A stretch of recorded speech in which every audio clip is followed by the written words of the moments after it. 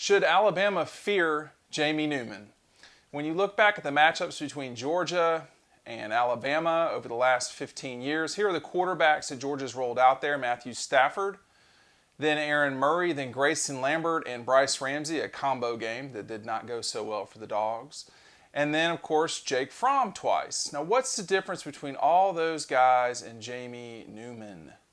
Dean Legge from Dog Post making you a smarter Georgia fan, and I will tell you that Jamie Newman is a very different quarterback than all of those guys. Athleticism is one thing, sure, but he has the ability to run the ball between the tackles, and this is something that if you're going to beat a team like Alabama for the conference championship, for the national championship, you're just going to beat them.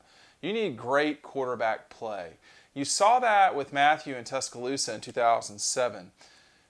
In 2012 with Georgia against Alabama, and then again really in 17 and 18 against Alabama, you saw Aaron and then Jake play pretty good games, if not very good games. I would say the 2018 game with Jake Fromm against Alabama was one of the best games he played.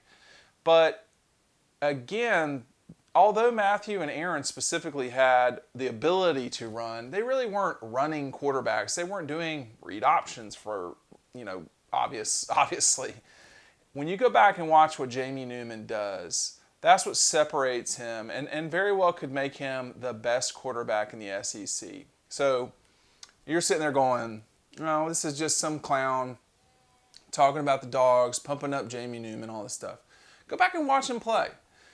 He's pretty good. I went back this weekend, watched him play, and the throws are there. Now, he's inconsistent at times in terms of accuracy, so that's not ideal, but that's, to some degree, that's quarterbacking.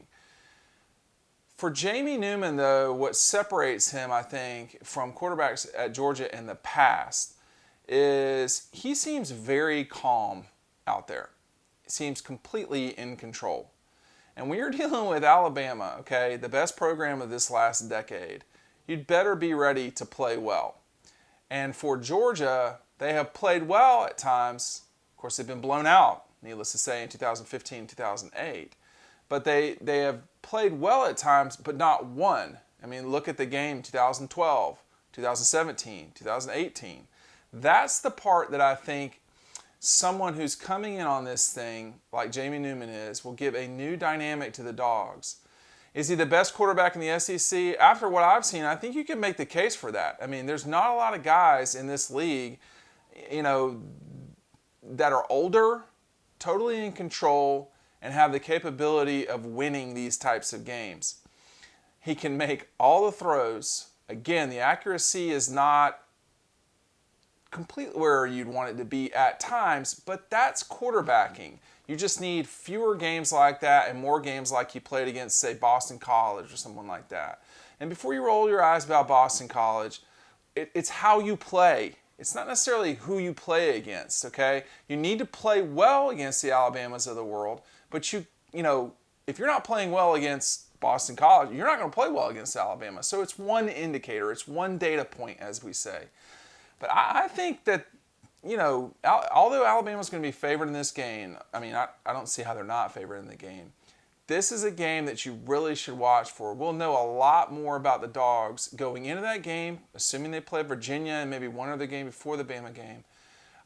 I think it's something to pay attention to. And this is not just lip service from me. I think you have to be skeptical about a guy who's never played in the league before, who's a grad transfer, okay, and doesn't even get spring football on top of that. But every team has issues, okay? Maybe with the exception of Clemson's offense, everybody has issues on their team. So, that sort of thing is what it is. But he brings a particular thing we've not seen in the past at Georgia. And when you go back and you look at the teams that have beaten Nick and Kirby's teams there too, Tim Tebow, 2008, a quarterback that ran between the tackles. Cam Newton, 2010, a quarterback that ran between the tackles. Obviously, Deshaun Watson was a very good player for Clemson the time that Clemson beat him with him. Also, Johnny Manziel, a guy who was fleet-footed. Trevor Lawrence didn't really have to run against Alabama. That game was sort of a blowout from the start. But your quarterback had better play well. And adding the capability of a run, that 11th offensive player who's just going to have the capability to run too. That's something we've not seen at Georgia in the time that they played Alabama. We're going to see it this fall. Check out this playlist right here. Dean Legge from Dog Post, making you a smarter Georgia fan. We're creeping closer and closer to 2020's kickoff. If baseball will just get its act together, I think we'll be there quicker than you think. Thanks for watching me, and we'll see you over on this playlist right here.